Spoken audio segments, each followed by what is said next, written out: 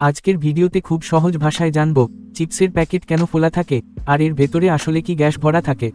অনেকে ভাবে প্যাকেটটা এত ফোলা কেন, এটা কি শুধু হাওয়া দিয়ে ভরা? আসলে না, প্যাকেট ইচ্ছে করেই ফোলা রাখা হয়, আর ভেতরে সাধারণ বাতাস নয়, থাকে ফুড গ্রেড নাইট্রোজেন গ্যাস। প্রথম কারণ কুশনিং প্রভাব। ফোলা প্যাকেট আঘাত আর চাপ শোষণ করে, তাই পরিবহনের সময় চিপস কম ভাঙে। চিপস যত কম নড়বে তত কম ভাঙবে, এই সহজ নিয়মেই প্যাকেট ফোলানো হয়। দ্বিতীয় কারণ চিপসের খাস্তাভাব রাখা। যদি ভেতরে অক্সিজেন থাকত তাহলে চিপস অক্সিডাইজ হয়ে নরম হয়ে যেত এবং স্বাদ গন্ধও নষ্ট হতো।